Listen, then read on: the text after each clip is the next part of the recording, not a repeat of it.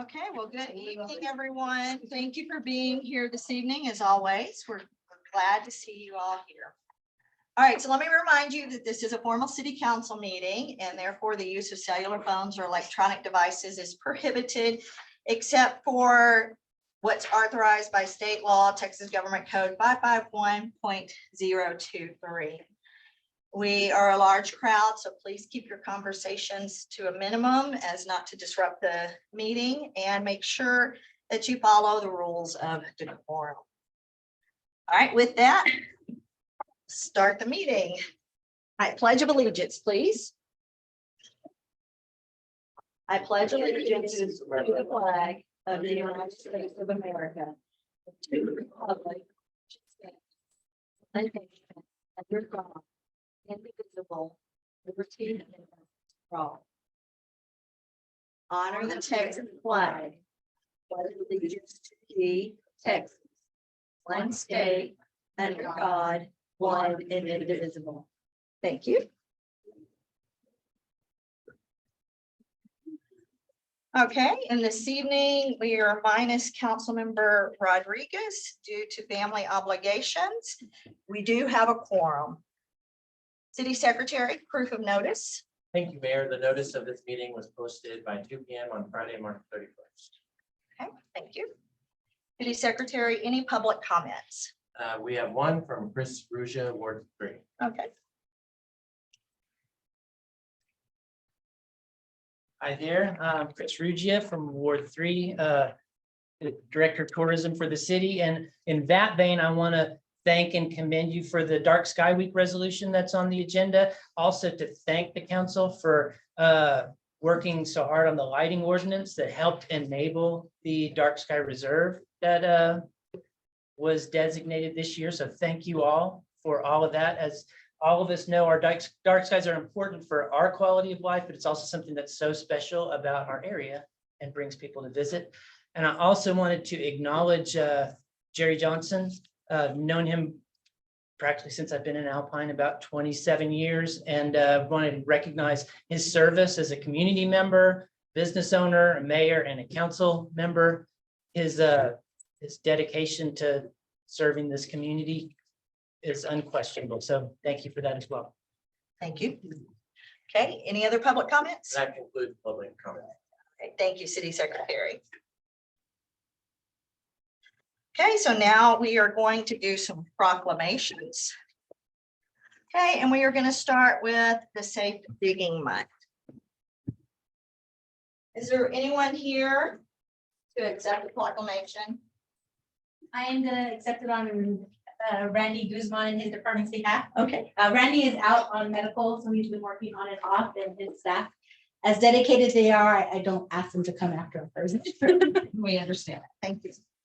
All right, so whereas thousands of times each year, the underground infrastructure in Texas is damaged by those who do not have underground lines located prior to digging, resulting in service interruption, environmental damage, and threat to public safety. And whereas in 2005, the Federal Communications Commission designated 811 to provide excavators and homeowners a simple number to contact utility operators to request the location of underground lines at the intended dig site. And whereas the Damage Prevention Councils of Texas, a stakeholder-driven organization dedicated to the prevention of damage in underground facilities in all 254 Texas counties, promotes the National 811 notification system in an effort to reduce these damages. And whereas damage prevention is a shared responsibility by using safe digging practices, persons living and working in the city of Alpine, Brewster County, and Fort Davis, Jeff Davis County, can save time and money and help keep our infrastructure safe and connected. Now, therefore, I, Catherine Eves, Mayor of the City of Alpine, on behalf of the community, do hereby recognize the month of April 2023 as #Alpine Safe Digging Month and encourage excavators and homeowners throughout the city of Alpine and Brewster County to always call 811 before digging. Safe digging is no accident. Thank you. All right, and Judy Stokes. I hope I can pronounce all these people or you'll bear with me. Don't correct me. Whereas the aesthetic beauty and wonder of a natural night sky is shared heritage of all humankind. Does Laura or somebody want to come up and? Yes, please. If somebody is here on behalf of this proclamation, please come up. Stevens here. Oh,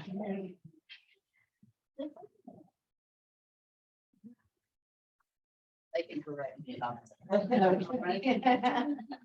And whereas the experience of standing beneath the starry night sky inspires feelings of wonder and awe and encourages growing interest in science and nature, especially among young people and visitors. And whereas light pollution has scientifically established economic and environmental consequences, result in significant impacts to the ecology and human health of all communities.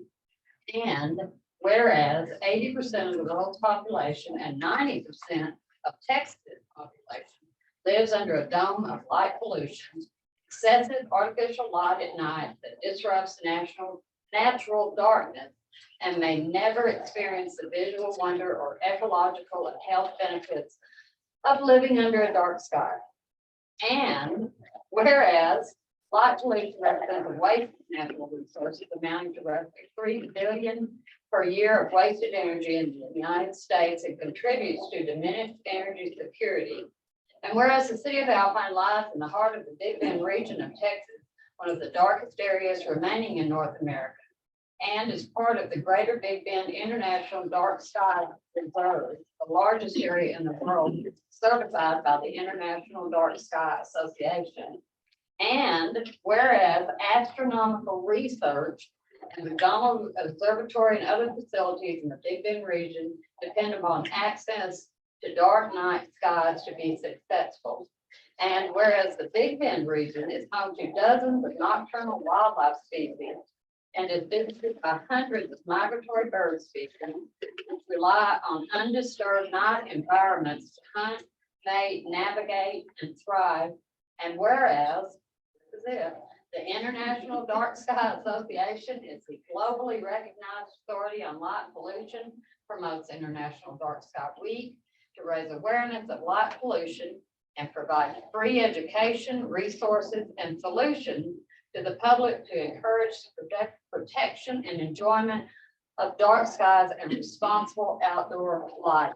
okay, now therefore, I, Catherine Eves, Mayor of the City of Alpine, on behalf of the community, do hereby recognize April 15th, 2023 to April 22nd, 2023 as International Dark Sky Week in the city of Alpine, Texas, and I ask each resident to join me not only in observing and pondering upon the important week, but also in raising awareness and support for protecting our precious dark skies resources and helping Alpine be the leader in the dark sky awareness for the roof. Can we get you guys this chin so we can take a picture?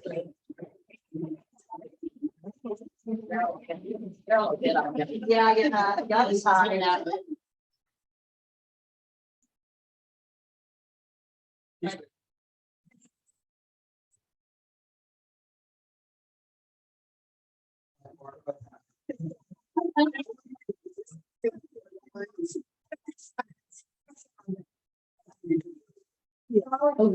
Art show this down here, all dark skies. Okay, it would be out of order, right? Thank you. All right, and please chief. Come on, dispatcher. Some of my dispatch. Hope you left somebody there. Yes. Or night owl. Oh, yeah. And just like the Stokes, I hope I can get past all these big words. Whereas emergencies can occur at any time that require police, fire, or emergency medical services.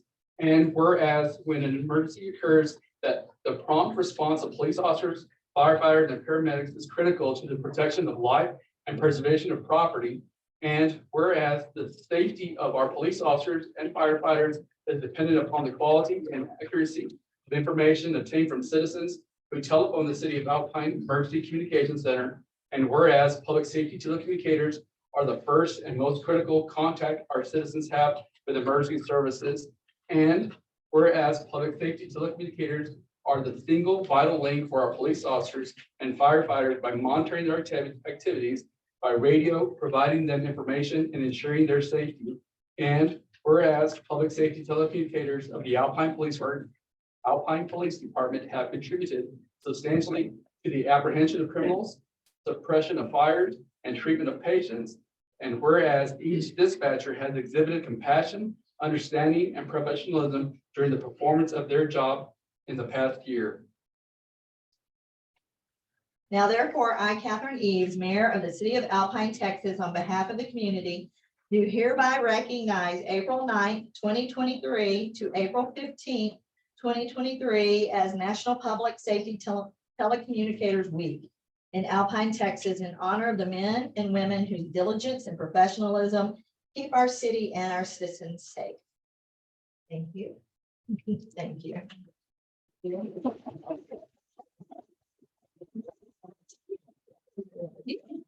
Okay, if y'all can scoot in just a little bit. If you guys want to split it so that you guys can be on that side of the barrel as well, balance it out. There you go. In other words, I don't want to be in the picture. Well, don't send them my way. You're good. 1, 2, 3. Thank you. Okay, Megan. Thank you. Thank you. We all took turns, if you're wondering. They're long. But I wrote this one, so I'm okay. So this one is our animal control officers and workers. So Excuse me, we- there, some of these guys have to go to work. Staying on top of What it. if you want to-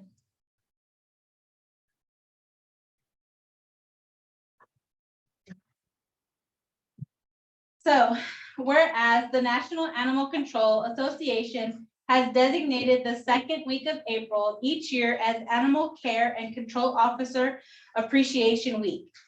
And whereas the various federal, state, and local government officials throughout the country take this time to recognize, thank, and commend all of our animal control officers and animal control staff for the dedicated service they provide to our citizens, various public safety, public service agencies, and departments across the country. And whereas the City of Alpine would like to express its sincere thanks and appreciation for the outstanding service the Alpine Animal Control officers and staff provide on a daily basis to the citizens of the city and to the various public safety, public service agencies, and departments. And whereas the City of Alpine recognizes and commends Jennifer Stewart, Charles Fox, Crystal Ramirez, animal control officers, and Victoria Peebles, Vanessa Soto, animal shelter staff, for many dedicated and long hours in serving this community and fulfilling the animal control officer's commitment to providing the highest and most efficient level of customer service. And whereas the City of Alpine wishes to commend our animal control officer, Jennifer Stewart, Charles Fox, and Crystal Ramirez for their service, which is keeping with the long and distinguished tradition of the animal control profession. Now therefore, I, Catherine Eves, Mayor of the City of Alpine, Texas, on behalf of the community, do hereby recognize April 9th, 2023 to April 15th, 2023 as National Animal Care and Control Officer Appreciation Week in the City of Alpine, Texas, and encourage all citizens to join me in expressing their sincere appreciation for the service and dedication of our animal control officers and staff.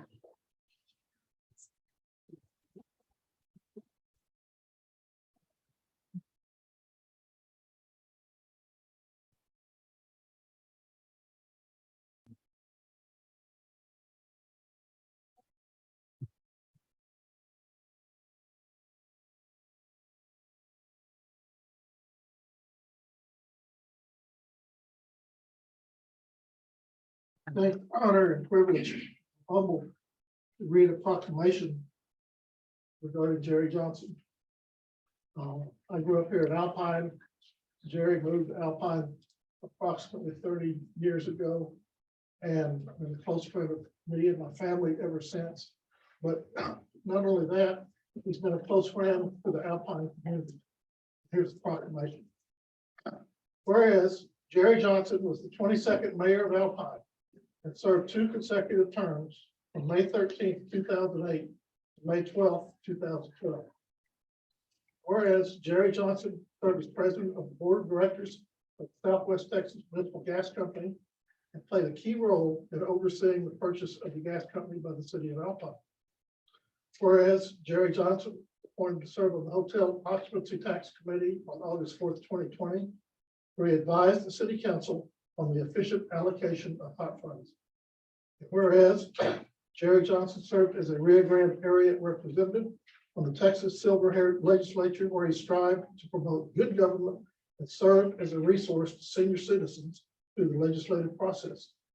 Whereas Jerry Johnson has been an Alpine business owner since 1989 and has made vital contributions to Alpine and the surrounding areas through his unparalleled public service and timeless dedication to members of this community.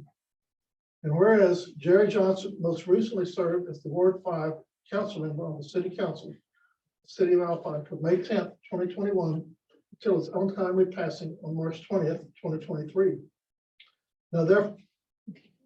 Now therefore, I, Catherine Eves, Mayor of the City of Alpine, on behalf of the community, hereby recognize the significant contributions that Jerry Johnson has made in Alpine, Texas, and encourage all citizens to continue his legacy through participation in community boards, organizations, and government activities.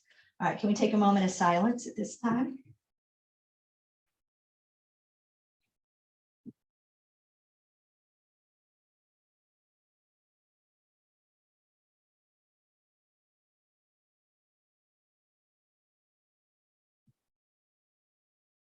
Okay, thank you. I'd actually like to get a group picture with all of Council Gio and myself with Sheila and Julie. Thank you. Alpine and this community are better places because of the contributions made by Jerry over the last 30+ years. He's really done his best to try to support everyone.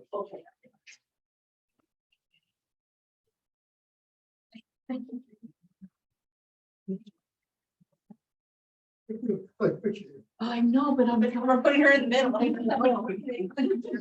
short one. I can stand behind you. Yeah. It's fine. You're okay. I'm short enough. Sharp enough.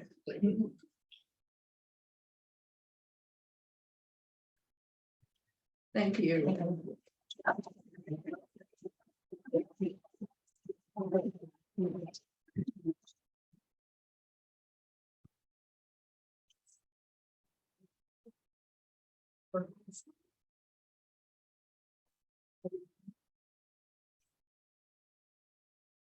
Okay, thank you, everyone.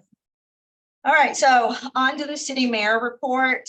I wanted to mention that the city manager, Megan, and myself and our grant writer, Marcy Tuck, have had numerous meetings with Tony Gonzalez's representatives and Zoom meetings with him while he's in Washington.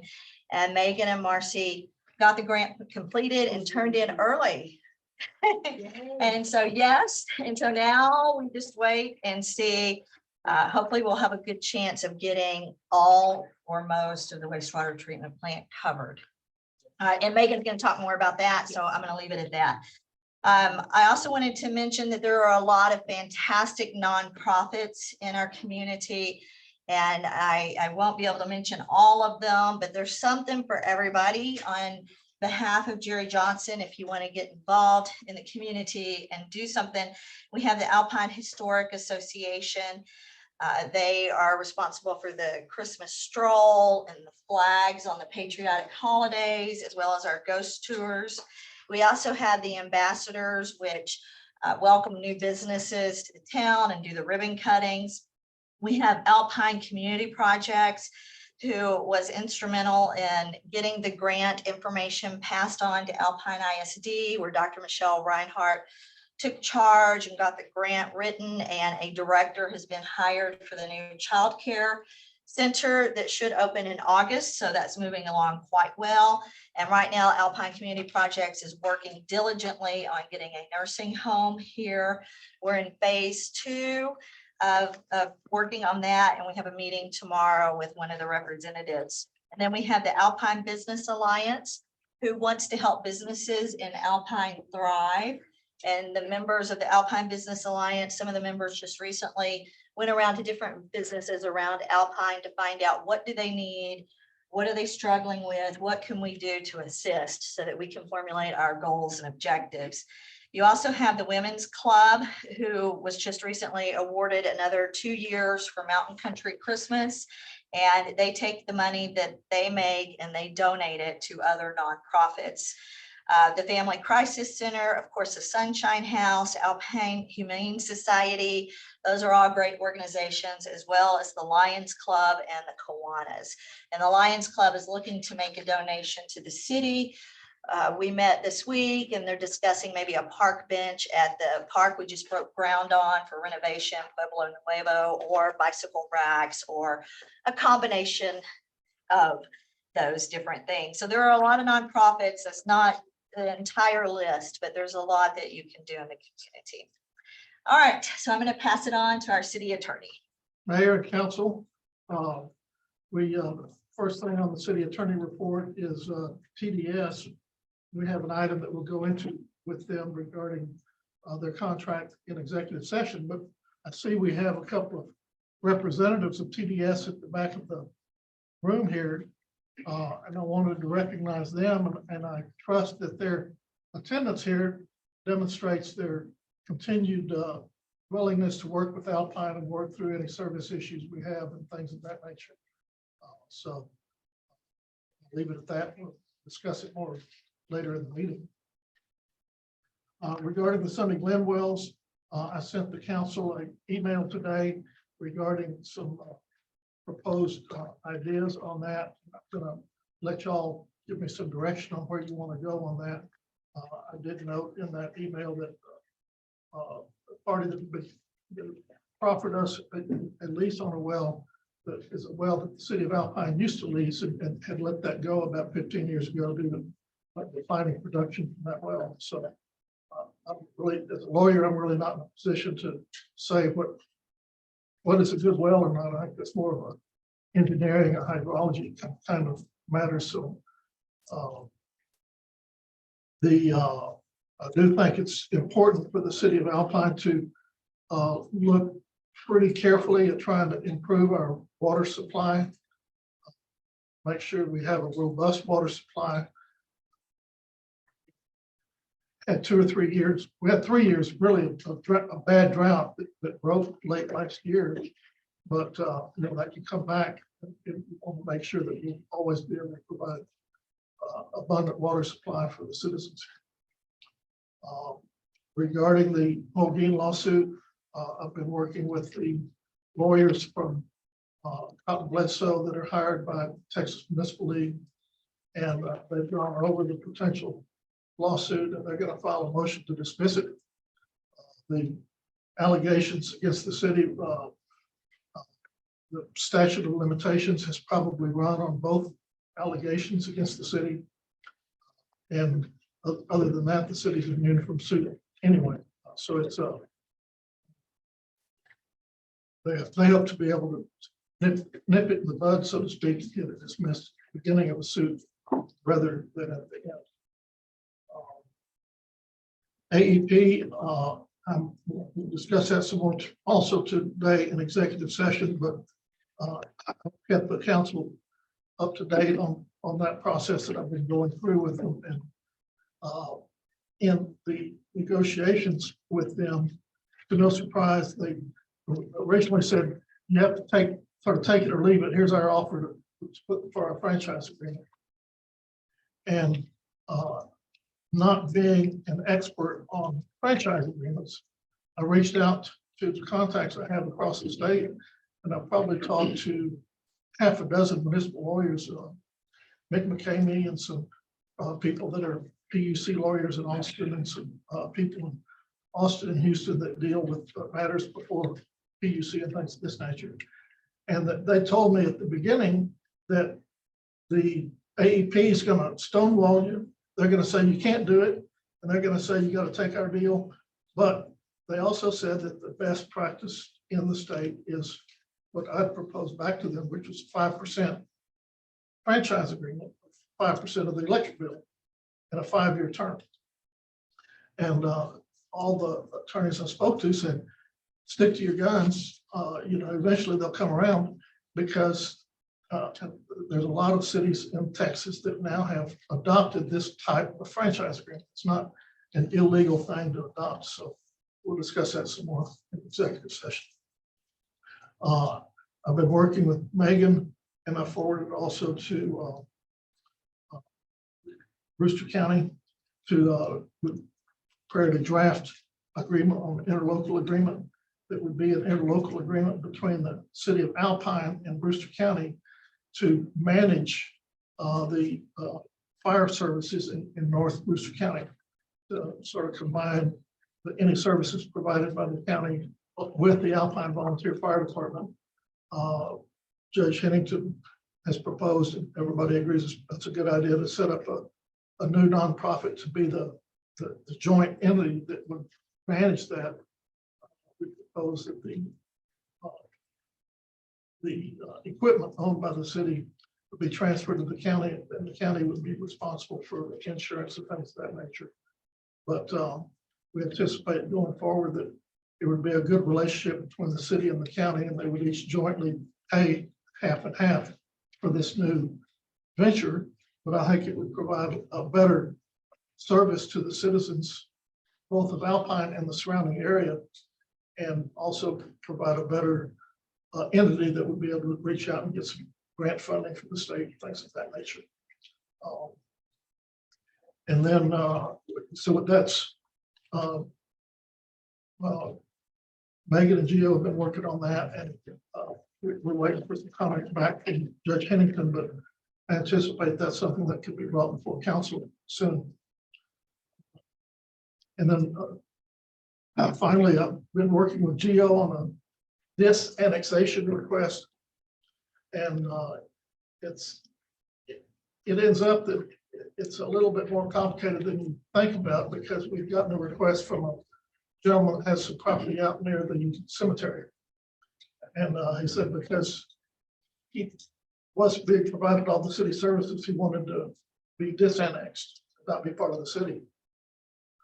But the laws that regarding disannexation seem to apply to, in general, like if the city wants to annex an area and you annex a new area, and then you don't provide services in that area for a period of time, that there's a way where the majority of the people that live in that area could have to sort of sign a petition and say, we want to be out of the city again. And the research that Gio's done on this particular matter, it ends up that I think this has been part of the city for a long time. It's not just like they just annexed this, but a little 5 acres that had 2 or 3 lots in it. And so it really goes back to an issue. Can somebody who lives in the middle of town say, I don't want to be in the city? And it's who all has to agree to that. So it's a sort of an unlikely process in this particular case, but it's brought to Gio and me the process of what we would have to follow if somebody wants to be disannexed. It's not as easy as you think. So any questions? Okay, thank you. Been busy. All right, city manager. So like the mayor had mentioned earlier, the city took the opportunity to apply for Congressman Gonzalez's community projects funding. And I wanted to take this opportunity to provide not only the council, but the public some background information. The city in 2021, when I first came on board as interim, approved basically a feasibility study for our wastewater treatment plant. That came back, and ultimately it's going to cost $4.2 million to fix it. Well, that was a couple years ago. Our engineers came back in February of this year and said, hey, we updated your costs and you're looking at $5.6 million now. Doesn't mean that next year it's not gonna be 6 million. But as everyone's aware, I've made it very, very vocal, very clear, we have issues with our wastewater treatment plant. And we don't want to become non-compliant, and we want to make sure that we can keep it in maintenance and service, and when you flush a toilet, it goes to where it needs to go. So when this opportunity came up, we were first on the impression that it was kind of they're gonna sponsor the whole thing. Well, it turns out there are about 18 different categories in which you can apply for different projects. It's not just infrastructure, it is a whole school of opportunity, including law enforcement. The two areas that we fall under, including environmental and with the water board, do require a match. Depending on which one we are best suited for through Tony Gonzalez's office, we're looking at a 20 to 25% match. So of course, few words came out of my mouth. I was very hopeful that we wouldn't have to have a match, but that's okay. Ultimately, the city has received funding from the ARPA that we could use to put towards this match.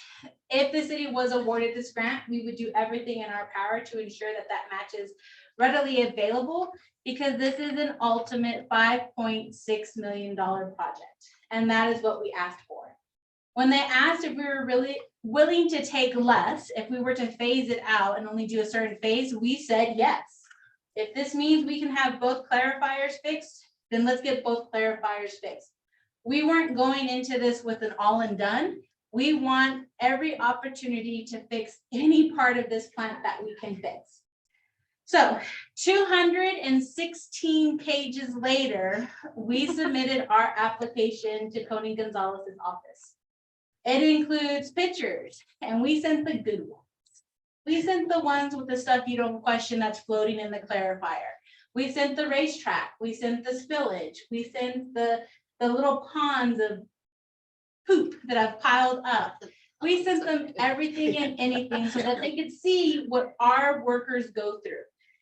I really wanted to take this opportunity to show our community and to thank our community, because when we started this and we were like, we're gonna need letters of support, oh, no one's gonna support the city. That is 100% false. We had not only support, but we had support from a whole slew of people. Right off the bat, Senator Cesar Blanco provided a letter of support for our project. Texas Representative Eddie Morales provided a letter of support for our project. Sul Ross State University supplied a letter of support.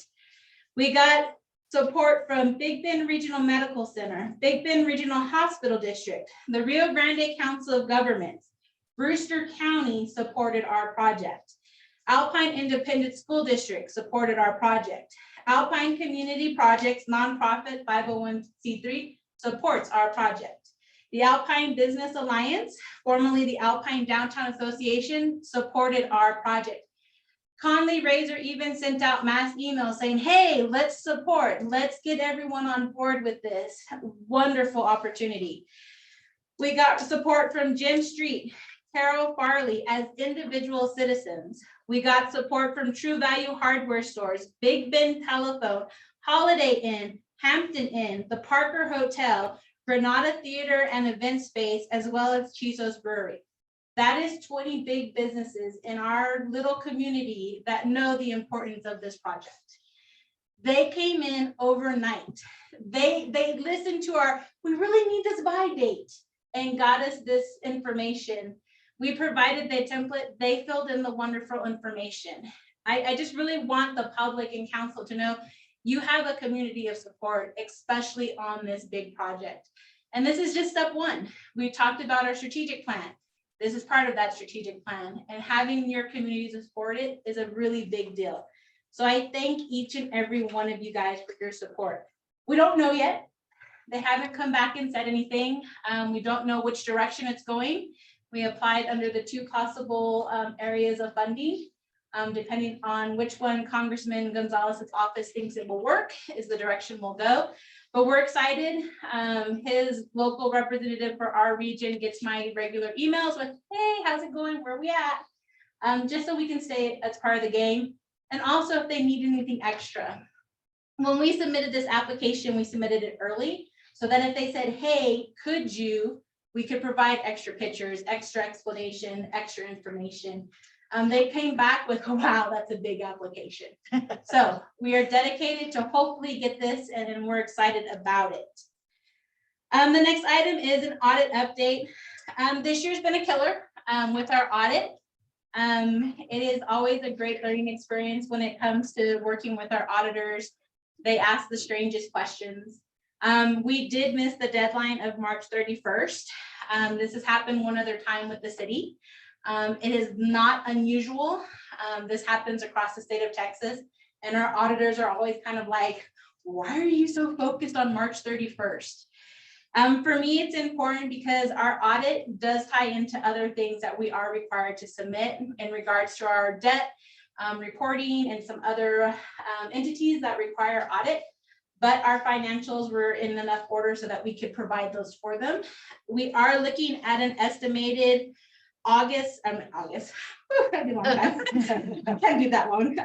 April 18th to present that before council. We are currently working on a situation within our audit. We do have a discrepancy within our utility billing. It has been a back and forth with our software company as well as with the auditors. The numbers don't quite line up. We found out that our software apparently does have some data corruption. Not sure if it's affecting our information or not, or if it's just a glitch. So we've been working back and forth trying to resolve that. I have no doubt that there is nothing wrong. The money is here. It's just a software issue, I believe. We've, like I said, been working with them. This kind of just adds to the big, we need a new software. So we will have that presented towards council. If it is not April 18th, then we will have to have a called meeting, which is why I wanted to discuss it. It takes about 2 weeks to get all of the financials actually inputted into charts and to lay that out. And then of course, doing the MBA for the actual audit itself takes a little bit of time. But we are actually, we're moving strong with the audit. A lot of good things have come up from it. Some clarification, good questions. What I think is I don't care about $90. They're like, no, you're gonna tell me where that $90. So it's been really fun to work with them, even though we have a very strong love-hate relationship. The next item is a legislative update. The last 2 council meetings ago, I provided kind of a, this is where we're at with legislation. I am actually part of a TML group that meets monthly. And then we'll have a final meeting in June in person that we actually go through all of the legislation. This last one was really informative. They're trying to look at what direction the different involved groups are going. TML, of course, represents the cities of Texas. One of the legislations will be to basically bar cities from being part of groups like TML, especially when it comes to lobbying. I know that everyone who is a member of TML is fighting it currently because it's important that they represent us. Some of the key takeaways is property tax is a big one. There is a lot of focus with property taxes. There's a lot of focus with the debt. There is also a lot of focus with economic development and land use. One of the things that I brought up prior was the disannexation. If the city is not providing services, we will be forced to de-annex if that does pass. So that's one that a lot of cities are really strongly focusing on to make sure it doesn't happen. Some of the things that I found interesting was the breakdown of priorities for the different individuals, starting with the governor. So based off of TML's kind of research and what they've observed, Governor Abbott's priorities include property tax relief, ending the COVID restrictions, school choice, school safety, bail reform, border security, and prosecution of fentanyl deaths. Those are his kind of top focused legislations that he's been working on and dealing with. Like I said, property tax is a big one. When you look at Lieutenant Governor Patrick, he's also looking at property tax. One that was pointed out specifically was homestead exemption. The current level is 40,000. They're looking at increasing that to 70,000. So those would homesteads, it would increase on their behalf. Another one that his big focus on, these are property tax ones, by the way, school property tax. There has been a lot of debate with the schools. I know Alpine Independent School District themselves have been questioning the property tax as well. He's also looking at personal property tax, rural law enforcement funding.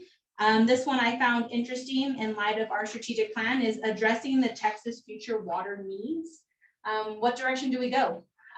We want to make sure that we're not only conservative and resourceful with our water sources, but how do we protect it and how do we ensure long term? And then his agenda also includes the banning local COVID mandates. I have 23 pages of specific House and Senate bills that I would love to share with each of you and go over all of them. I encourage 2 a.m. reading.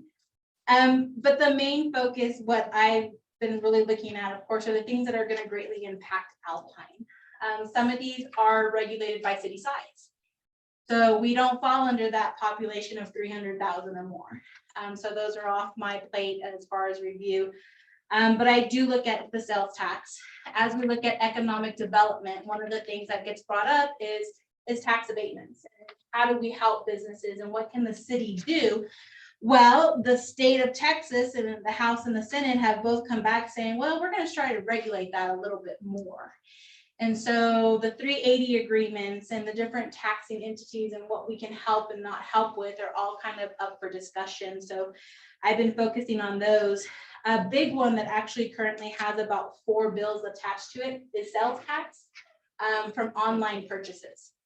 So currently sales tax is given to the city in which the property arrives. So if you order on Amazon and you have it delivered to Alpine, Alpine collects that tax. They're looking into that a little bit further. Not only to look at the destination of the sourcing of the sales tax, but the ordered and received process as well. So that was interesting. When you look at finance and debt, there's a lot of control coming into play in regards to what the city can and can't borrow money for, whether we have to go out for a vote on borrowing any type of debt, what we can raise it to. This also affects our property tax when we look at INS. Because the city is moving into a direction where we are looking at possibly seeking additional funding sources from debt borrowing, these are things that definitely apply to Alpine right now. This doesn't mean that we're going to run out in August and have you vote in November and we're going to borrow $10 million. This means that we are really keeping on track of it. So as we strategically plan, we're prepared. We know what direction we want to go. Or maybe we have that wonderful congressman who comes in and says, hey, you have an opportunity. There are plenty of opportunities. We just have to be prepared for them. We submitted early on that grant because we were prepared. Some of the other ones that they come up to, they're kind of like the oddballs. Gio will disagree with me, is elections. There are some House bills coming down that will regulate elections of when you can have them, how you can have them. Specifically, looking at moving them to November and moving them to May, the use of posting in the website, posting in the paper, small but very important impact on our city. And then of course, some of the other big ones coming down are public safety and personnel. We are reviewing those. Currently, they don't affect the city of Alpine, but if they change the specific size of the city, then it would be. Currently, they're looking at specific cities under a population of 5,000. We do not meet, but that would change how we structure paying public safety officers. And then, of course, there's all the lovely utility ones. TCQ likes to get involved where they can. They're taking full advantage this year with trying to look at different ways to continue to regulate our water and wastewater. I fully support them when it comes to regulating something that all of us depend on. We've all heard about Flint, Michigan. We've all heard about all of the issues, and we don't want that water problem. And so having those extra regulations is something that, you know, we don't always want to have, but it's easy to help maintain. Usually they're mandated with no funding. My favorite one, I know that we've talked about it with Councilor Stokes, is the city can lower residential speed limit to 25 without a traffic study. There you go, Daryl. There are the oddball ones that do come up, and I really did love that one. So if we wanted to change the speed limit to under 25, we don't have to have a traffic study. But these are very informative. They call them lunch hour breaks, but they're not during lunch hour. But they go over all of the big ones. There are several of us who follow up with additional questions, but I just wanted council and the public to be aware that not everything the city does is a city ordinance or regulation. The state loves to get involved, and the state does focus more and more on taking away the city's abilities. There are a lot of bills for preemption that will take away some of our authority, and then it will become state regulated. So those are really important for us to be able to stay on top of and pay attention to, because at the end of the day, we don't want to violate state law. So very important to keep up with. The next one, poor Abel, every time we have a meeting, oh, we're working on it, we're working on it. That airport lighting project, we are one step closer. They've actually set a date. The project will start in April 11th. The importance with this is that we are continuing to provide notification to hangar lease owners, and hopefully they're pressing it to their tenants. Able has been using email and mail to make sure we notify them. It's still tentative.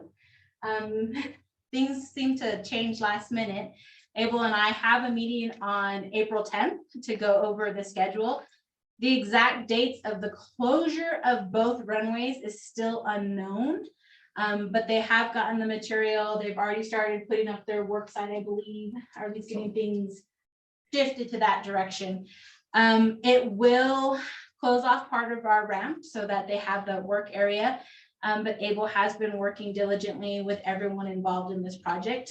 The end result of this project will far outweigh all of the inconveniences. We are the oldest lighting system for a general aviation airport. And so moving to the next oldest is way better than where we're at. We are unable to obtain a lot of the necessary parts to keep maintaining the lights we currently have. Able and Riley are both out there at night, making sure that they work, and if they don't, putting out those notems to let them know. It's exciting because this is one of those opportunities that presented themselves. This is being 90% funded by the federal government. So this was something that council at the time took advantage of, and now the implementation has been a little bit rough, but it is moving forward and we are excited. I know that Able and Riley will be excited to not have so many phone calls with, hey, you don't have lights. It is a safety issue. So we're excited about that. Of course, as this project continues to move forward, we'll make sure that everyone is notified and that they are aware. We truly do not anticipate the airport being closed for long. We know that it has a significant impact on our community because not only for our local flyers, but we all order Amazon. We want those packages coming in. Otherwise, they have to deviate to another airport. So we are kind of excited, but at the same time, we're just ready for it to be over. This has been about a 2-year project. The strategic planning, next steps. I want to thank the public and the council for your patience as we tried really hard to go through March to get the audit finished.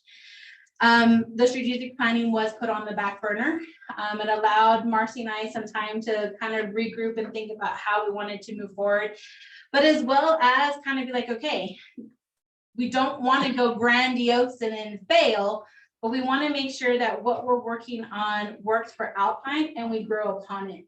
It's really hard when you start a strategic plan, and I love public administration and those books and those websites, and you get all these great ideas, and then you see a city that actually has a functioning strategic plan, and you're like, I want the software to do that. I want the pictures. I want the staff. Marcy has been wonderful with putting up with my, well, let's do this. Oh, let's change this. At the end of the day, we had such great support from the community. Like I mentioned, one person in attendance was all I had anticipated. Moving forward in our next steps, we're going to sit down with council and start making the strategic plan actually part of the budget workshops.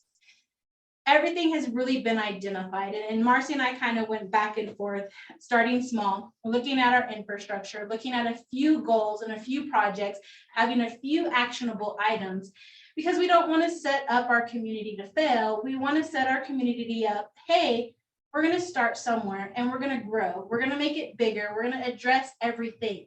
I would love to address every issue that I've ever gotten in an email, a phone call, stopped at the grocery store overnight. But unfortunately, it's not possible. Marcy is my devil's advocate, and her first question will always be, well, you're always saying, where's the money going to come from? This is why we want it part of the budget process at this point. It's really important that as we're looking at these goals and making them obtainable, that we understand where is the money going to come from. When we talked about raising taxes and we talk about raising fees for services, I want the public to come in and say, you raised my water rate, you raised it for this much to complete this, why haven't you completed it? Hold us, council and myself, accountable, because we're asking you to put a little more into the pot so we can complete this project. All of the employees at the team meeting this morning were kind of made aware, we're not doing pots of money for the budget, we're doing projects. What do you want to accomplish with your budget? What projects do you want to complete? This is part of the next step of the strategic planning, is to sit down with not only the public, and I invite everyone to attend these budget meetings, but also with council with, okay, infrastructure and employees. Those were the two biggest things. Having additional strategic planning meetings on the employees isn't as beneficial when we know they were very loud and clear. Pay is an issue. Pay structure is an issue. Benefits are an issue. Retirement benefits are an issue. We've already implemented, and we implemented this last fiscal year with growth. And the idea for all of our employees is a growth plan. So when an employee comes in upset with, why haven't I gotten a raise?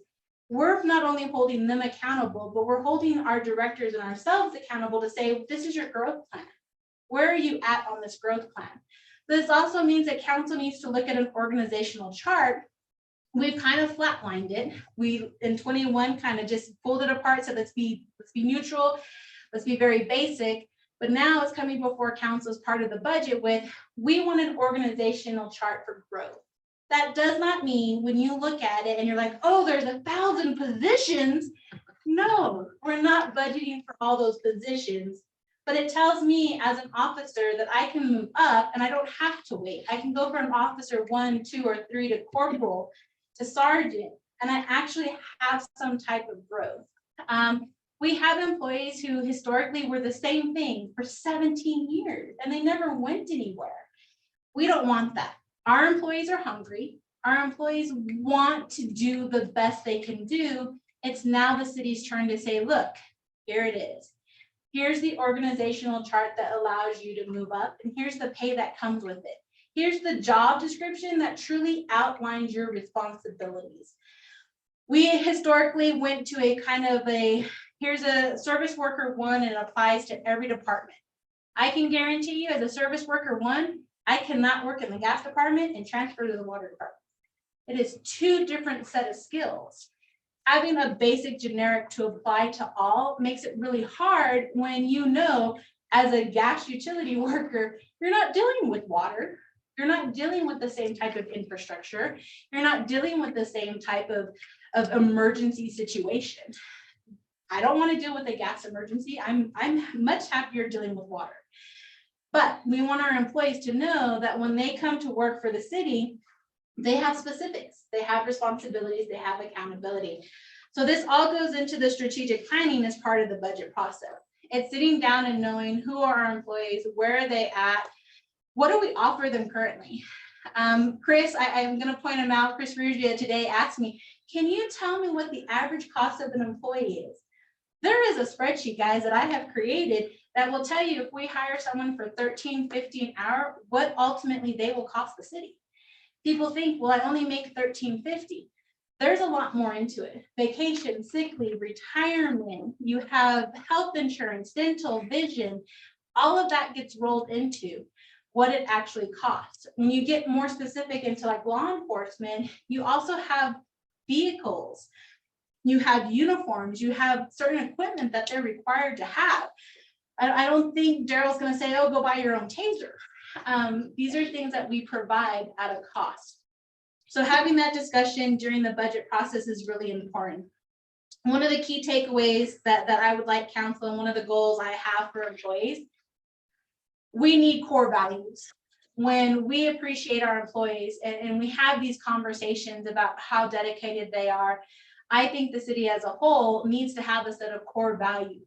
This is what our employees are living up to. This is your professionalism. This is your integrity. These are the things that we talk about, but we don't have a structure or something in place. So that's one item that I'd like to add to the employee side, is that the city decides wholeheartedly on the core values of where our employees should and need to go. It also helps with appreciation. Tonight, we appreciated 3 different groups within our city: the gas department, the police department, and animal control. It's important that we continue that and we ensure that they understand that our core values are why they're here and what they work towards, and we appreciate them for it. So it's really important. The 2 main things of the strategic plan is infrastructure and employees. So as we go into the next and last item with the budget, which has kind of been everything I've been talking about, it will be hard conversations. It will be, where's the money gonna come from? The conversation with staff this morning, when I sat down and said, hey, we're in the budget year again, is we're gonna not have buckets of money. We're not gonna have a line item that says 50,000 for maintenance. We're gonna have more specifics that outline repairs for this vehicle. We're gonna have more specifics where I want to, you know, completely redo something, not just looking at it from a capital asset perspective, but looking at for, I want Daryl's department to do 25 community service projects, and he's gonna have the money to be able to do 25 community service projects. Or we're insisting that our employees have training, we need the money there for them to be trained. We can't have them grow if we don't budget to allow them to grow. The other side of it is really looking at, what does the city want to do as a whole? We've listened to our residents and they have definitely called out the big things, the roads, the water, the wastewater, the employees. But what are some of the other projects that, you know, didn't make it into that top list? Parks is a big deal. Do we break it down and make it more specific? What are we going to do to improve our parks? Having very specifics allows our departments to reach goals, to become tangible, to be able to say, I completed. When I get my weekly reports from directors, it's like, well, we maintained Pueblo Nuevo, we maintained. I love it when the director says, we replaced the whole sprinkler system. We completely redid a fencing, because it shows the public not only this is where your money is going, but you can physically see that they actually did it. And it's not just a basic, I maintained. I think it's really important because council can have those same goals with, we're gonna have 37 meetings this month, or this month. Every day we're gonna be, but Let me check my schedule. but to have that as part of the budget, I think it's just really important as we've had these strategic plans and we go into this coming budget, that we wholeheartedly change it. We don't always have to continue doing what we've done. And I think that if the public was ever to open up the budget and say, hey, it says here you're gonna do cat condos. Did you do them? And we can say, look at pictures of them fully stocked with cats, come adopt one. Having that tangible, physical, visual end response, I think is more important. Everyone sees our problems. I make them very obvious, very clear, very open.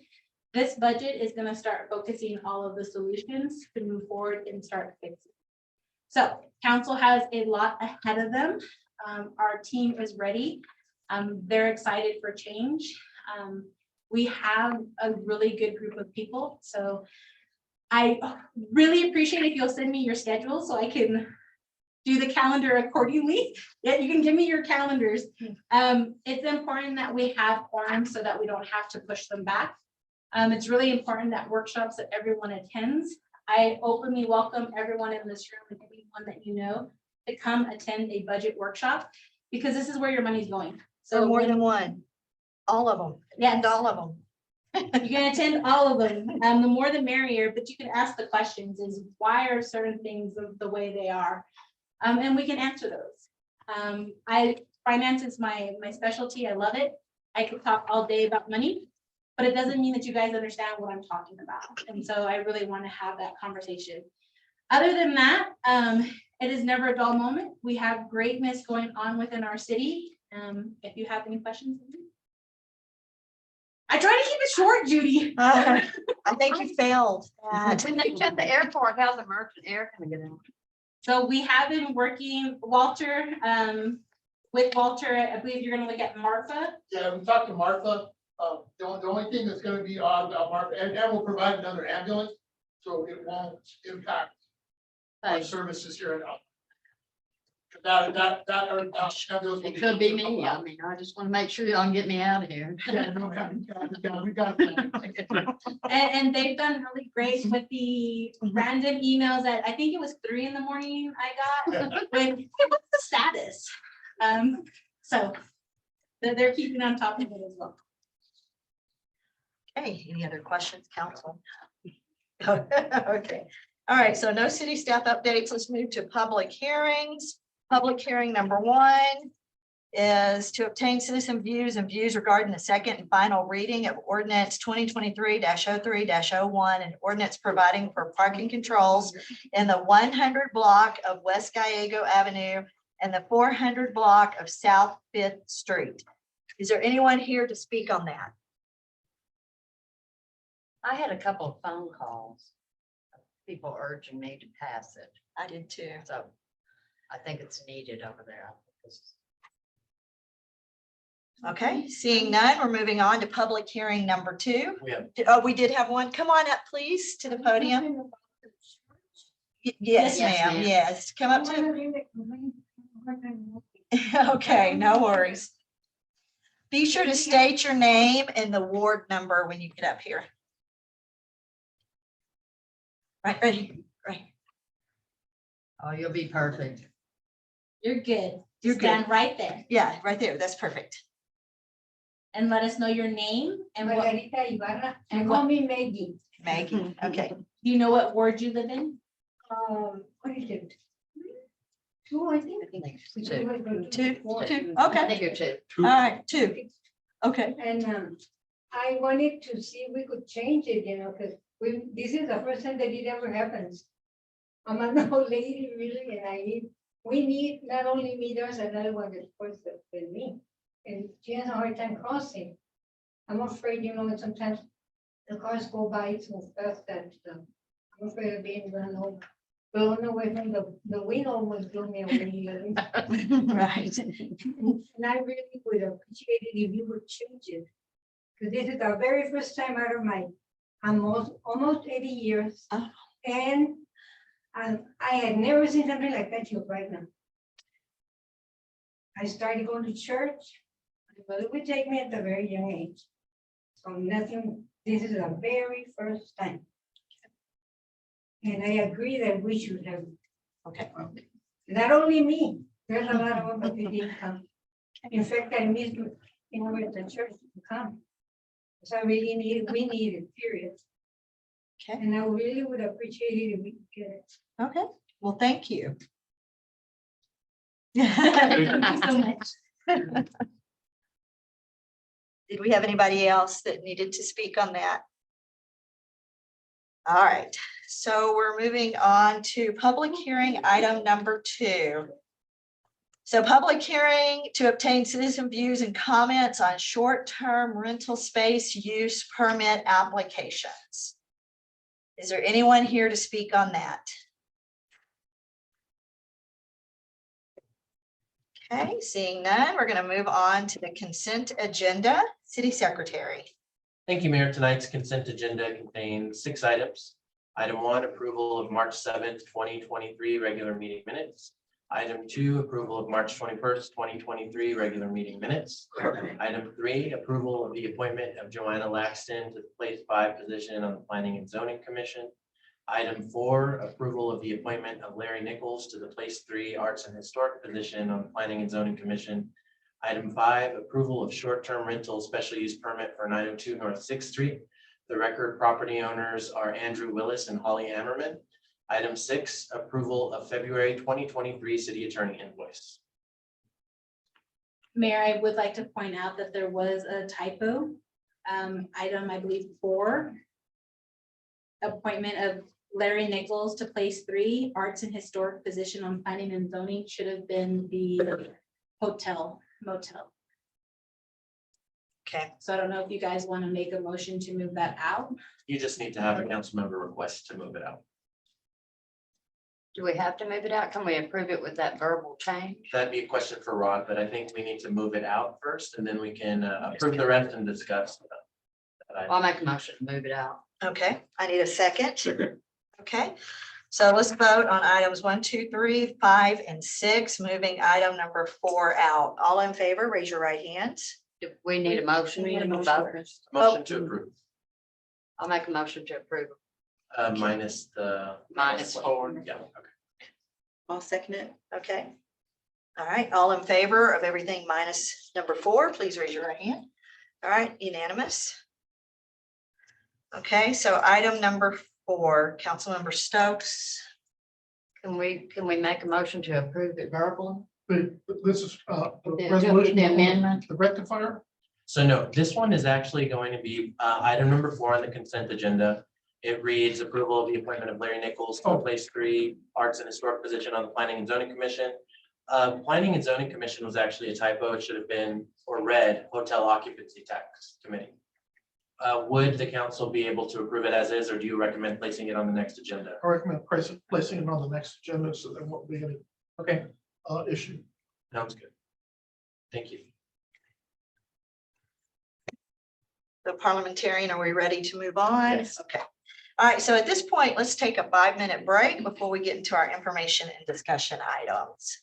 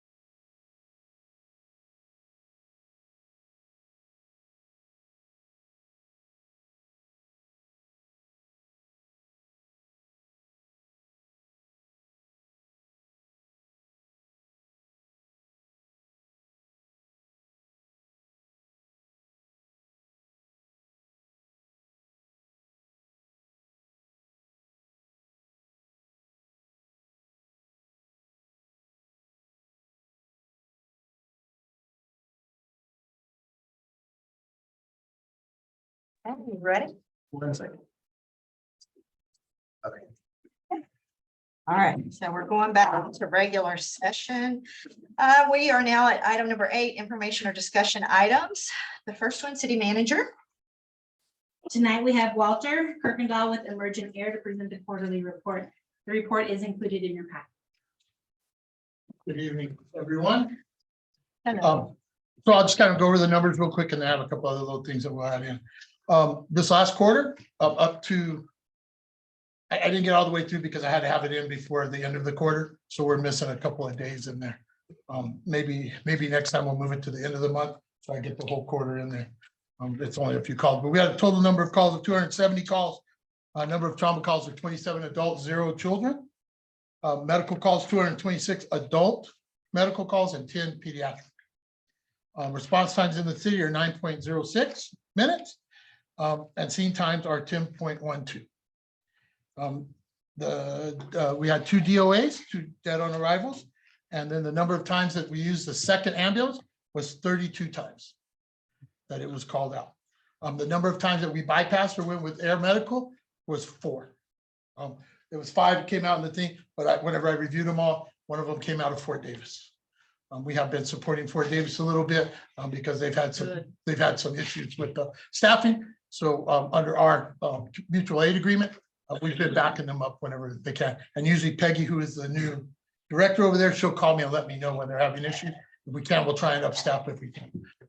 We do try and make sure that we keep it us available as much as we can. But again, we're helping our neighbor out like we Good. agreed to. Our staffing's been 100%. Last time I think we we're at 90 something. But one of the things that's helped that is now we have put an aircraft here permanently full-time here. So we do have an extra paramedic so that he can do ground or air. So that just helps with our staff. We just have somebody extra. And then we have last time I told you guys we had a full-time manager that lives here, and that's Peggy Moats. One of the other things that's big, and I think I reported on it last time, was our marathon project. We had met with the fire chief for Marathon and then the county commissioner for Marathon, and Greg, and that the possibility of providing them with an ambulance and possibly doing them, helping them with some staffing. So Senate Bill 8 provided about 22 million that pays for EMT, somebody to get their EMT license. That's the whole class all the way through testing, their licensure, their books, everything done deal. At the EMT basic level or to upgrade to an intermediate or paramedic.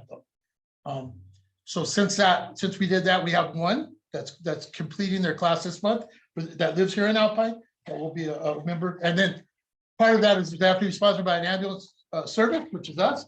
And then they have to give us a year of service. Again, it's more of a gentleman's agreement. It's written down, but nobody's going to chase anybody if they find a job somewhere else. So better. I'm not good. The state's not going to. Nobody's. We just are trying to put more EMTs in the seats. But since that's happened, and since the meeting with Marathon, I just put in for 5 more of those, 5 more EMT basics out of the Marathon Fire. So they will be trained as EMT basics. So what will happen is we put an ambulance out there again, and then if they get a call there, they can use the equipment. So it'll be stocked just like our ambulance with our cardiac monitors, which is the higher end monitors and equipment. At that point, if they choose to, they can start this way if it's something critical and meet our paramedics halfway. It'll cut down on the response time for us from here, going from here. Also cut down on the amount of time that the trucks are out of service and aren't available to take the next call. So that's in the mix. And then I also have done, I just put them in today, 3 more applications for local people to become EMTs. So far, nobody's been turned down. The only thing that I had to do prior to that was to make sure that we had to do a background check. They have to be able to be licensed in the state of Texas at the EMT level. There's usually a little. Yeah, and before I get those funds from somebody else, I just had to. That's just part of our part to make sure we're doing the right thing. We are prepared again with the aircraft and airfield, and I'm going to try and come for that meeting also, just so I can hear exactly, so I can make a good plan. The only limits that we have there is Marfa does not have a big enough hangar for us to put our aircraft in. So they're going to help us with fuel. I've already talked to them. We got everything set up. They'll help us with fuel. They'll help us with parking. But if there's weather, looks like there's gonna be any hail, which is gonna unfortunately be that time of year. If it looks like anything like that, we will have to take it all the way back to. And our contractors are willing to work with us. They understand emergency situations. It's not we're closing it and you get no choice whatsoever.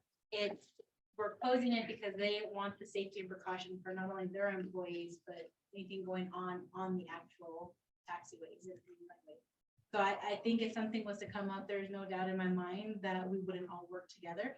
You may not be able to land back here because there won't be lights at night, but Yeah, and again, they're doing one runway at a time, so I think there's gonna be possibilities, but we do have a solid plan in place that we will be able to remain in service for the area.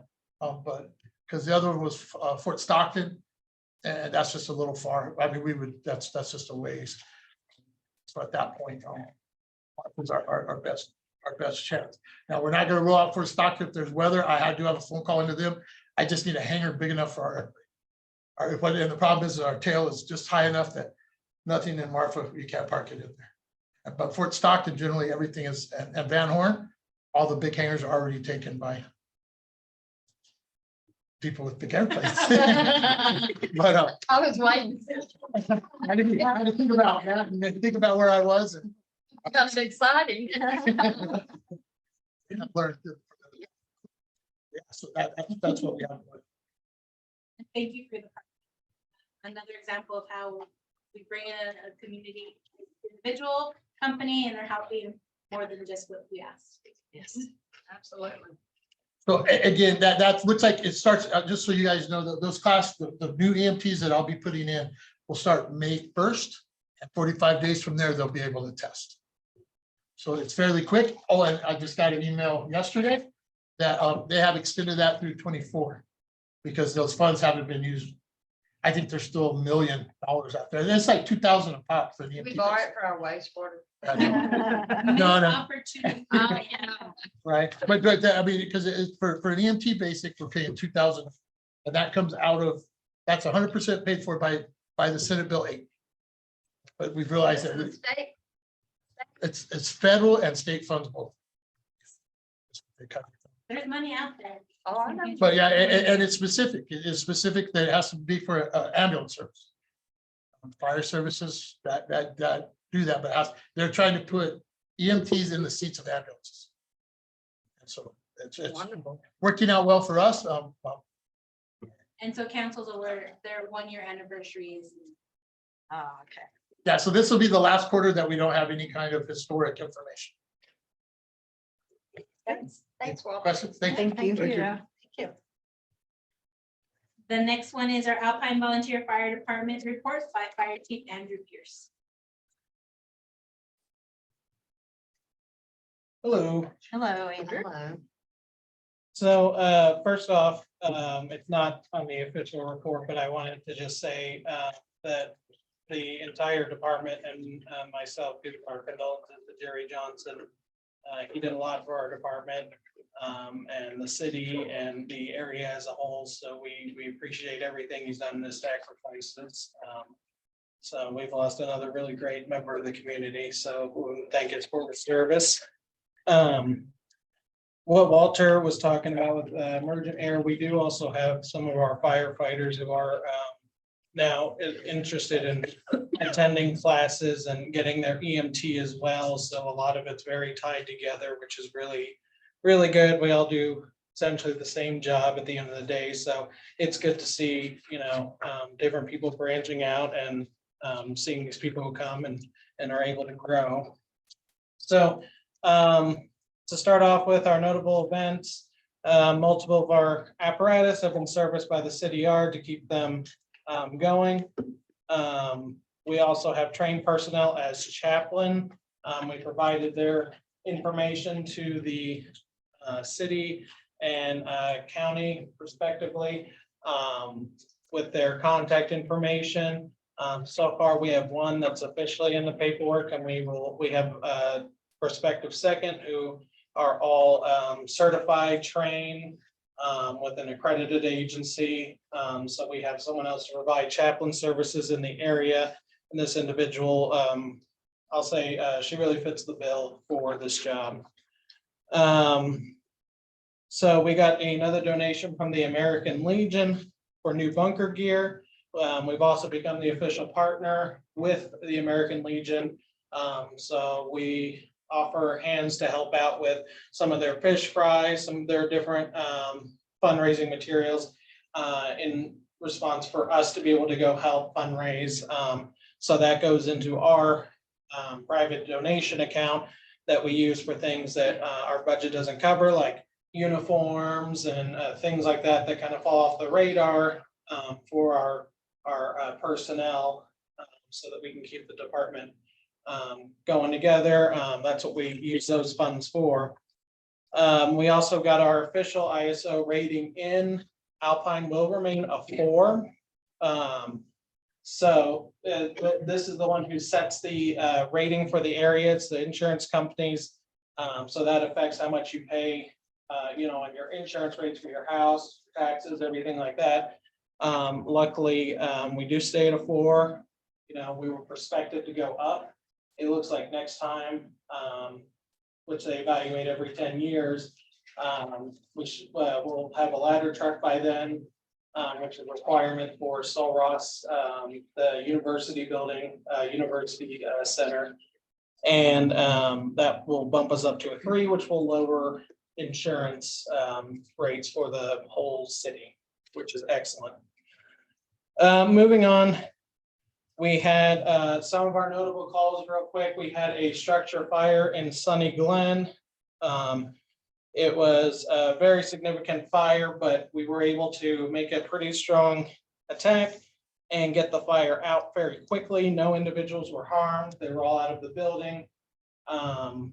When we got there, seemed to be an accidental fire from a stove. We were able to save portions of the home that contained numerous valuable, irreplaceable, family materials. So we were very happy to do that. This is another one of those fires that we called in Marathon Fire for, just because it is a struggle to get water out there. So we were using our tanker as well as their truck to shuttle water for our trucks. Moving on, we had a residential structure fire in the city limits. Very recently, it was a resident trapped in a home. When we got the call out, it came through, something happened with the radio system. So I didn't have much information. So I put it, I was listening to the police frequency as well, and I heard one of their officers on scene who sounded like she was in distress. So I hurried over to the scene where we found one individual who was trapped in the residence, and she was needing assistance.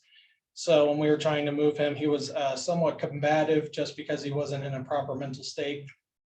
And so we were able to get help from bystanders, and we were able to pull him out, and then get him out to a vehicle and then to the ambulance to get him treated. As far as I know, he's still being treated after being flown out. But luckily, we were able to save the majority of the property. The living room is the only severely damaged room. The rest of the rooms, the fire did not get to, because we have been focusing on a very strong initial attack. So instead of these fires, we try and do an all-around response to them. We're making a stronger initial attack to get these fires knocked out in their early stages, which is what they do in a lot of bigger cities like Dallas, Fort Worth. And we've seen a lot of success with it. As you can see, these last 2 fires weren't complete losses. We were also able to save surrounding structures, and the matter's still under investigation. And then something I wanted to add that I don't usually add is one of our trainings. So we did a training out at Jackson Field where our tanker truck, we actually empty all the water from that into this huge tank that is attached to the side of it. And our trucks can actually siphon directly from that source. And that's excellent because then we can take that tanker truck, send it back into town, get water without losing a reliable water source for our trucks. So, if rush truck needs to come back in, fill up, it has water sitting there while our tanker is not wasting time by being in transit during this entire time. So we were doing a training on how to operate the pumps to provide suction to be able to suck water into the tank. This is very useful for our county calls. And it goes to show how reliable of an asset our tanker truck is, which we are looking at upgrading its lighting this year. It has some very old rotator light bars that the parts unfortunately are becoming harder to find and more painful in the wallet. So we're going to look at more energy efficient and brighter, safer LED models. So future plans, this ties into what I was talking about. That's one of our future plans. We're also nearing finishing our computer system that we'll deploy. So firefighters can write reports on the computer. They have access to hydrant maps. They have access to personnel records. And then all of those reports get instantly submitted to the National Fire Instant Reporting Service, which will make us eligible for more grants in the future because we are providing this information voluntarily. So y'all know which hydrants have worked and which ones don't? We sure do. Yes. Good. Yes, ma'am. They didn't for a long time, you know that. Yes. Okay. I'm glad. We Yeah. can check by my house and see how that one's doing. Oh, that one. No, just Just that little one. kidding. So anyways, we're also looking at upgrading all of our trucks with new digital radios, because of right now, as I've been speaking last few meetings, I talked about how that's a safety concern for me, that they are an analog only system, that if we get out of range, they have no way to contact anyone via radio if their handheld doesn't work. So that's something I want to make sure to get taken care of. I've also been speaking with MES Fire about getting our jaws, we call them spreaders, but like the jaws of life, get that equipment maintained, preventative maintenance. They're gonna come out here, take a look, give us an estimate so that we can get them properly serviced. Because right now we operate several sets of rescue jaws because we provide vehicle extrication services also for Marathon. So we make sure we're well equipped. So we're going to look at making sure that we keep all of these very expensive and very necessity for life serviced and maintained. And then upgrading our supply of handheld equipment, which by that I mean our radios and our flashlights, gloves, things like that that get lost in the mix. You know, we're talking about all the big ideas and it's like, well, wait, I don't have a flashlight. I can't see in the dark. So just getting that taken care of.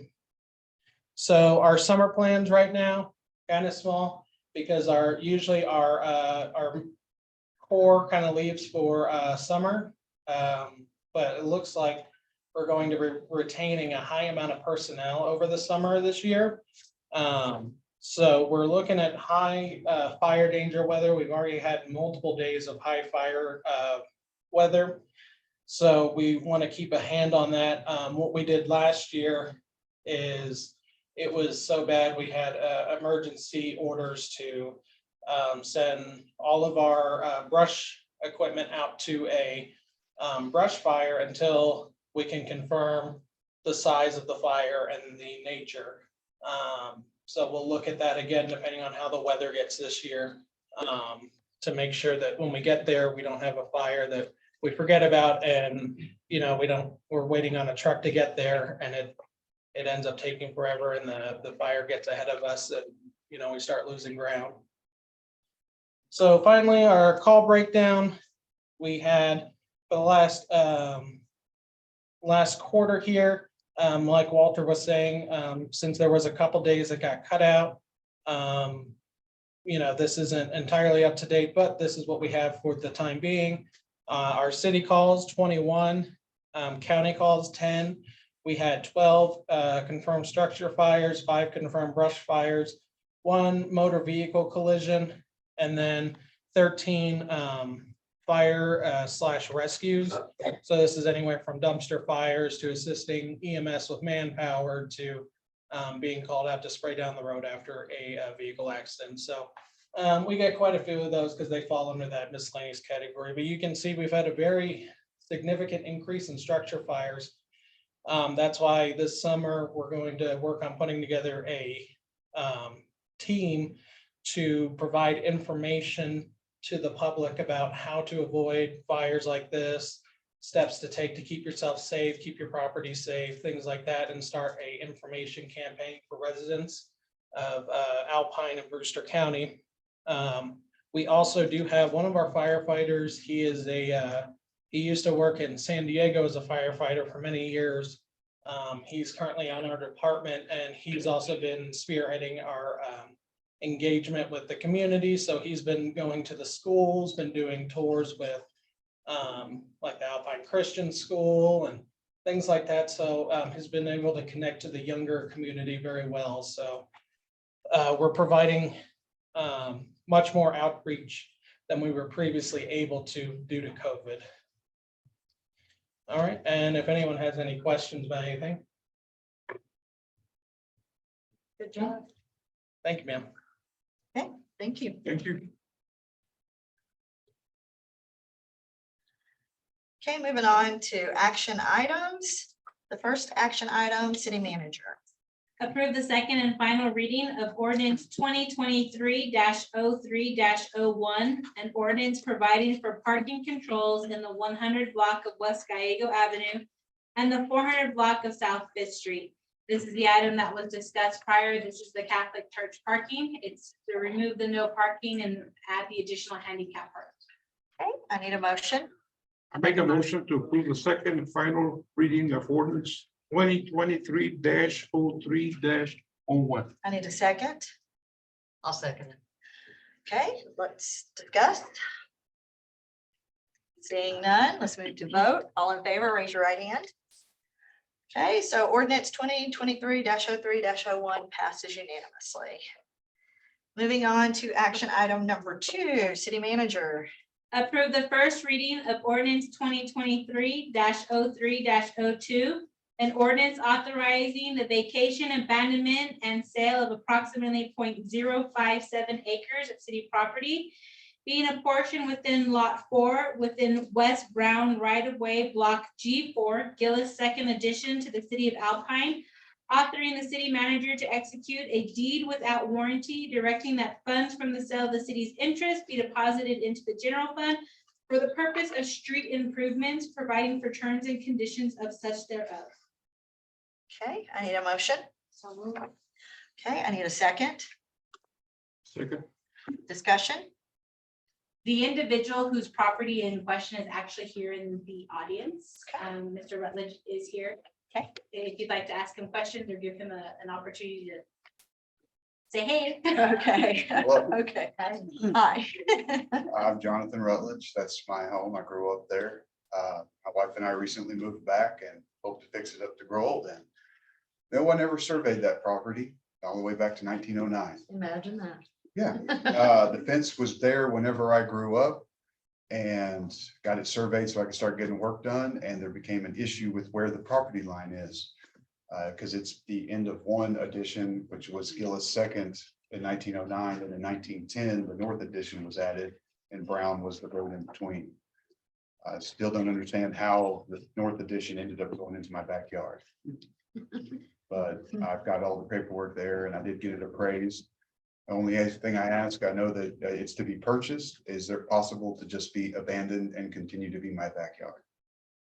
That's all it's ever been.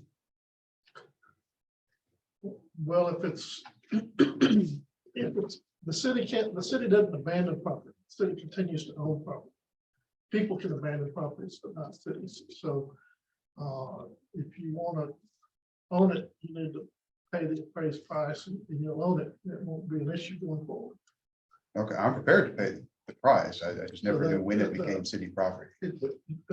Council, this is an area right off, what is that, West Eighth or Ninth? Anyway, it's where Broad Street sort of ends. Eighth and Where he's First. talking about is not ever going to be used as a street, so. When I grew up, I thought it was the alley. It was just. So now they paved your alley. They came back, I was like, I haven't paid that. 20 years from now, when he's old, the council might be faced with the same issue if he doesn't buy it. Yeah, when my children end up with this piece of property, I don't want them to have these issues. My mom's had it this time, now I have it. And I want it to be fixed up and done correctly. I'm prepared to move forward with either way we go. It's just, Normally, I don't recommend the city sell city property, but in this case, Jill and I carefully looked at it. There's no use to the city for this little slice of the alley. I'm just glad to see you over there fixing everything up. Yes, ma'am, it's a project. Yes, oh, I'm sure it is. If the city was to abandon it, Rod, would we just allow him to replat? Yes.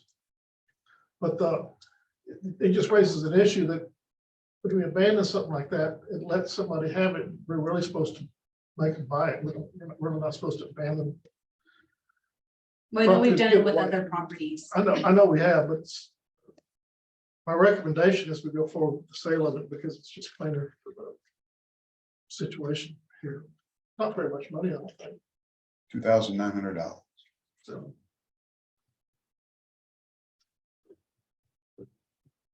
So it ultimately becomes a council decision whether to move forward with abandoning the property or for the sale of products. This is just the first reading. If additional research or information needs to be provided, we can do that and then come back for the second reading.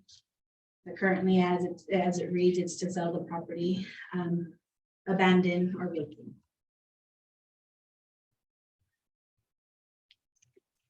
Any other discussion?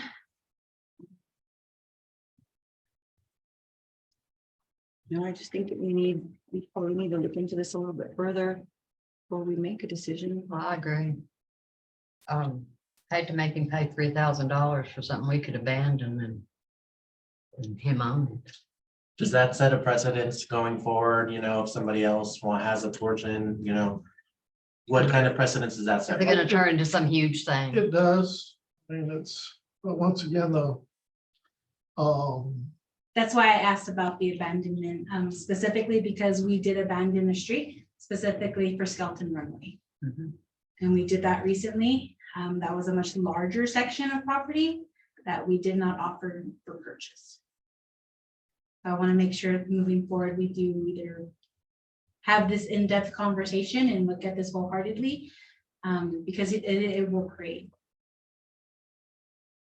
A precedent. So if we abandon it, it's just his. And If then we abandon it, could it be mine? But correct me if I'm wrong. I'm if just you asking, I abandon mean, it, I don't know. You're not really saying it's theirs, are Well, you? if we abandon it, we're saying it's no longer gonna be city property, but city owns the street. So if it's platted and dedicated to the city, that means the city owns the street. If you abandon the street, it means you're not gonna use the street any longer. And in general, that when you abandon the street, it's supposed to go to the adjacent property owners. So.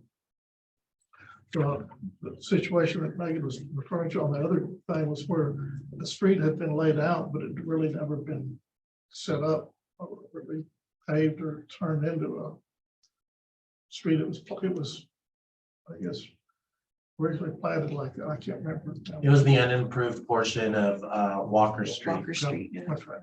So. And so my real question. So his is- fence is on our street? Yes, so it is completely fenced off. If he had not done his due diligence and followed our permitting process, this would not be an issue. Because he followed our permitting process and went and got legal documents, it was what happened? discovered that it's our property.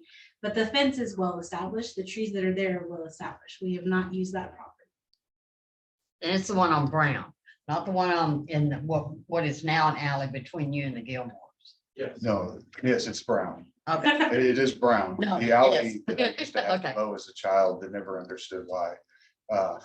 That's an alley. This is Okay. just part of Brown Street. The street is established as it is. And The fence has been there It has since I was a been. child, It has been 40 there years. forever. Yeah. Well, I would make a motion to table it. And let's see if we can't figure out how to just give it to him without making it spend $3,000. But then if you know what'll happen, if we do this, what'll happen is everybody in Alpine's gonna be out looking at their land, and we're gonna have hundreds of these that we're gonna just be giving to everybody. And I think in this case that the city does need to put in the ordinances more specifics. When the city is going to abandon a property, when we're gonna sell a property, so that we don't run So into like a that. size requirement. I mean, I don't know what the requirements would be, but. I mean, And if I we think- abandon it and I go over there and decide it's my land, is it my land? Well. not till you Well, get a I'm deed- just saying. Not until you get a deed to it. And one of the requirements, like I mentioned, would be the replat to show that the property is no longer the city's. I do think that we do need to look into this further if it's gonna save $3,000. Great. I But mean, it that's a lot of also- money. As we have these incidents come up, it's having that conversation. Where do Because we you're draw the line? There's gotta be a line. Does that sound good to you? Yes, Let ma'am. it- Expensive to get it going quick. Hoping to replace it and fix it. And he's trying to replace it. He's remodeling his house. He's following our permitting process, our Thank you. inspections, and as a result, lo and behold, he doesn't own. Thank you. All right, so are we having a Well, I- motion to table? I moved to table it. Do I have a second? I'll second it. Okay, a vote to table. All in favor, raise your right hand. Okay, so the vote to table ordinance 2023-03-02 passes unanimously. And we just have to dispose of the original motion, which was to approve. So if y'all, you could just take a vote on that. Okay, so to dispose of the original motion, I need a vote. vote. Okay, all in favor, raise your right hand. So we don't want to approve this. Right, so you would vote against. We would vote against. Okay, all against, raise your right hand. So Against approving it, yeah. Okay, so that passes unanimously to dispose of the original motion. Thank you. Yeah. Okay, action item number 3. Approve resolution 2023-03-17, a resolution establishing the official city of Alpine donation and gift policy. A little background on that. Our current policy is every donation should go before council for council approval. That does not always work. The city does get several donations throughout the year. And not all of them are large. Some of them are blankets to our animal shelter. Some of them are a new washer and dryer for our animal shelter.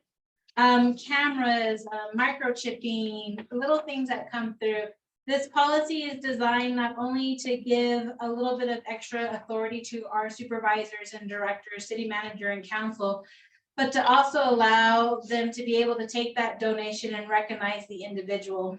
It also ensures, if you read the policy, that there is a section that if they do accept a donation, they can't take a donation without having the discussion with the department that has to maintain it.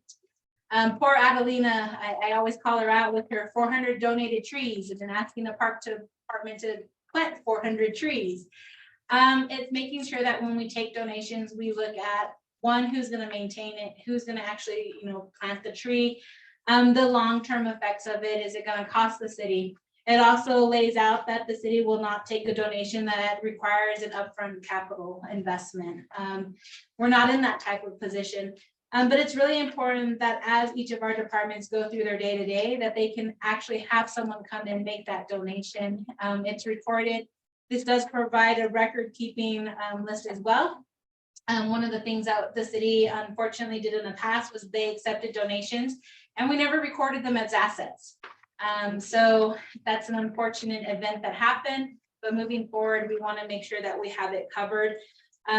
The key to this is really just to put some direction, some guidance and some thought into our directors being able to continue to do their job and work together, especially when the community is willing to give. It also does have an indication of what council is responsible for. Certain things do have to go before council, especially when it comes to items like real property, land, buildings. And then of course, the value of it, anything with a large value, we want to make sure not only does the individual or organization get that, credit and appreciation, but that council wholeheartedly recognizes it. So it is pretty detailed and laid out. There are thresholds set for each of the departments, city manager and city council. There is, of course, the conversation with finance. Just a little background, this is 2 different cities combined. So I made sure that when I looked into this, that I tried to use other cities that took the time to put something in place. Okay, I need a motion. So moved. A second. Second. Discussion. All right, let's vote. All in favor, raise your right hand. Okay, so resolution 2023-03-17 passes unanimously. Moving on to action item number 4, city manager. Approve resolution 2023-0401, a resolution acknowledging the critical purchase of a rectifier for the gas department. A little background on this. The state does allow and authorize the purchase, what they consider an emergency purchase. The gas department has been monitoring what we call the golf course rectifier. This is located on Fighting Buck Avenue. This is the protection system that allows when we have events to protect our gas lines. You don't want them to deteriorate fast and end up with gas leaks or explode. I always like to say that one. This one has been in place for over 60 years. Typically, the lifespan is about 40 years. So this one is well overdue. It has been inspected in prior inspections with the Railroad Commission, and it has been indicated that it needs to be replaced. This has only become an emergency purchase because we have done our due diligence to find outside sources to try and get this fixed. Our gas department has been monitoring it. There are different levels in which it has to maintain, which it is no longer doing. To go through the RFP process and find someone within our area that could manage this will take a couple extra months. Randy has reached out to a couple vendors and gotten some feedback. One of the quotes is provided in the packet for documentation. We've talked about this. Randy has kept me informed on it. I feel at this point we need to just go move forward with it, which is allowed by the state to make this purchase without going through the normal procurement process. I need a It motion. is in the budget. Throw that in there. The money's in the budget. Okay. All right, I need a motion. I so move. I need a second. Second. Discussion. Randy needs it if you feel. Randy thinks we need it, we need it. Mhm. Well, it Railroad Commission thinks we need it. Well, Me maybe too, We need yeah. it because. All right. Let's vote. All in favor of resolution 2023-04-01, raise your right hands. Okay, it passes unanimously. Okay, action item number 5, city secretary. Item number 5 is approve order 2023-03-04, an order approving the May 6, 2023 joint election agreement between the city of Alpine and Alpine ISD. Okay, I need a motion. I so move. A second. Second. Discussion. All right, Reading it, hold on. okay. It's the same thing we do every year. Mhm. Yes, this allows us to hold the elections together. Yeah, the school is actually required by law to hold their elections with another entity. And since we are the entity that holds ours in May, at the same time, they always contract or they hold the joint election with the. All right, any other discussion? All right, let's vote. All in favor, raise your right hand. Okay. Order 2023-03-04 passes unanimously. Moving on to action item number 6, city secretary. Item 6 is approve order 2023-03-05, an order appointing and setting the rate of pay for election officials, setting the number of election workers and designating the early voting ballot board for the May 6, 2023 general election. Okay, I need a motion. I so move. I need a second. Second. Discussion.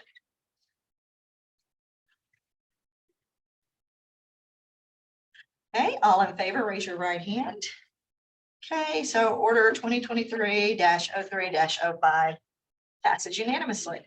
Moving on to action item number 7, city manager.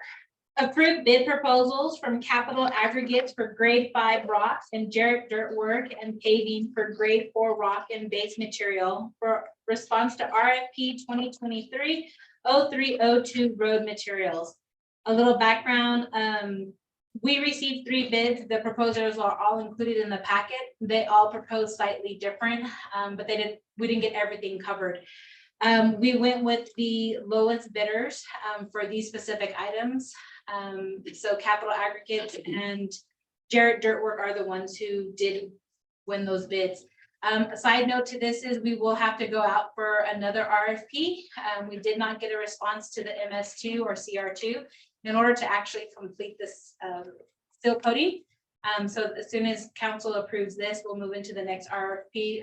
This will still put Eddie at a standstill with moving forward with seal coating because he doesn't have all of the resources to do it. I believe Eddie left. Well, he was here. And he was here. So we are looking forward. We're a little late in the game on this one, but we were excited to get 3 bids. We typically don't. I need a motion. And so moved. A second. Second. Okay, discussion.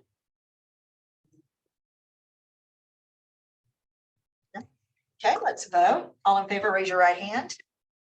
Okay, so RFP 2023-03-02 passage unanimous. All right, action item number 8, city manager. This is the approved letter of support for the Rio Grande Council of Government fiscal year 24 community projects inoperable emergency radio infrastructure. When the community projects grant, of course, came down and we applied on our side, the COG also applied on the benefit of the COG. This includes all the law enforcement agencies, and they're specifically looking at the inoperable emergency radio structure. This is your repeaters, your handhelds, your communication side. We provided a letter of support. The first letter of support indicated that, yes, we morally support you, but we weren't prepared for the financial side. They are now coming back because they have had contact with the organizer for the community grant side, indicating that they want to ensure that if there is a matching or there is funds that aren't covered, that each city will be responsible for that. The COG does not anticipate there being actual expenses tied to it because installation's included as part of the grant. But in order for them to feel like they have the full support and move forward with this project, they've asked for the additional letter of support. A copy of that letter is included in the packet, and Maritza Quintanilla is online. She is the representative for the COG if you have any questions for her. Hi, good evening, Don't council. talk yet, Maritza. Let them do a motion. Thank you. So I need a motion, I so moved. a second. Second. All right, discussion. Okay, we're ready. All right. Marisa Quintanilla, Council of Governments, Regional Services Director. As Megan indicated, we did submit an application request to Congressman Gonzalez's office for communication infrastructure from Far East El Paso all the way to Brewster County. And they did have some items that they had requested of us to make sure. So implementation cost, basically maybe some training, any other type of implementation not eligible through the funding source, that they wanted to make sure that the jurisdiction understood that they would be responsible for that piece. As a quasi-governmental agency, the Council of Governments does not have the funds to be able to support implementation cost. And that's the reason why we went back to each of the participating jurisdictions to ask for that letter. Again, the ask from City of Alpine is equipment, it's hardware. Looking at the ask, there would not be any implementation costs needed for your project.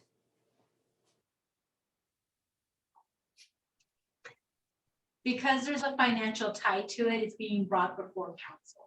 Yeah. Like Maritza said, this is just so that they can put it in the packet for the grant, just like we had the 20 letters for support. This is just us saying, hey, we support this. Training we provide already. It's the installation and the actual cost of the equipment that gets us. And so they're willing to take on this grant to get us what we need. Okay. Any other discussion? Okay, let's vote for the letter of support. All in favor, raise your right hand. Okay, passes unanimously. Thank you. Ron, I want to thank you for the help this morning. Hey, so you were the only one that needed to be at City of Alpine Council meeting, but I could do it webinar, so. Thank you. Good to see everybody. Have a good one. Good to see you. Bye-bye. Okay, so that moves to item number 10, city council member comments. I don't have very many. Thanks to Andrew, Walter for giving these reports about our gas department, telecommunicators, dark sky people, animal control, yes. Thanks to the Johnson family for coming. I know they've had a hard couple of weeks. Core values. yes, we have got to institute this for our employees. And Megan knows it. She knows how I feel about it because without these people out here, we can't do what we're doing up here. So until they're happy and paid well, nothing's gonna go good. Infrastructure of the parks and the library. I know Chris Ruggia, I think he would like to hear me say that because the library is a big deal to him. That's all I have to say. It's real quick and easy. Thank you. Okay. I don't have anything to say. Okay, so I want to mention that too, since you mentioned the library, we do have a very unique and one of a kind library, and it deserves our support.